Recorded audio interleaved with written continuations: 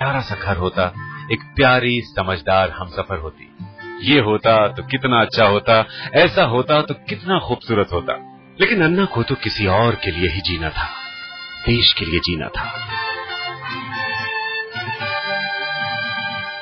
मन धोखा देने का प्रयास करता था कि नया शादी किया, कपल जा रहा रास्ते से, तो ये मन मुझे धोखा देने का प्रयास करता था, वो सही है तेरा सही है।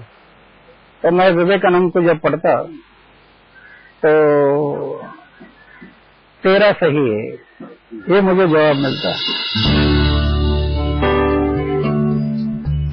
अन्ना ने फौज की नौकरी तो छोड़ दी थी, लेकिन देश के लिए मर मिटने के हौसले में रत्ती भर की भी कमी नहीं आई थी।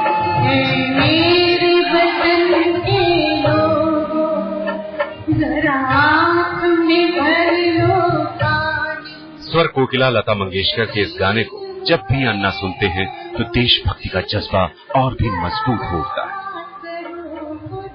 जो देशभक्ति पर गाने लगते थे मुझे बड़ा आनंद आता है उसमें, मैं उसको सुनने का और प्रयास करता हूँ, क्योंकि मुझे ऊर्जा मिलती है ऐसे गीत सुनने के बाद।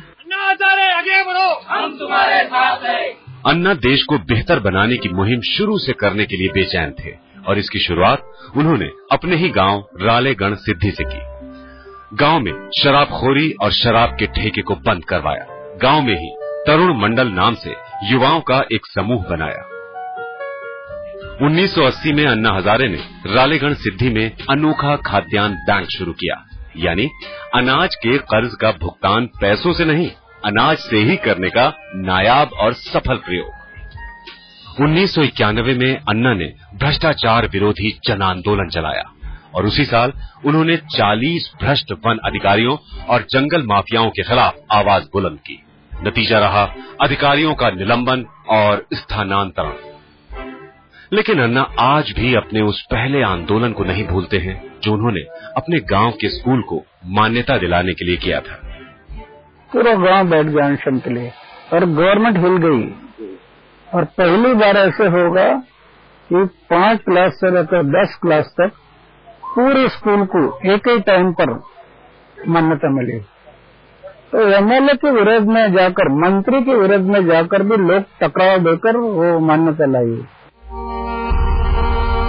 अन्ना को अपनी मां की आंखों से गिरे उन आंसुओं की कीमत का एहसास था जो उनकी मां ने सूखे और अकाल के दौर में बहाए थे, जब घर में खाने के लिए कुछ नहीं बचा था।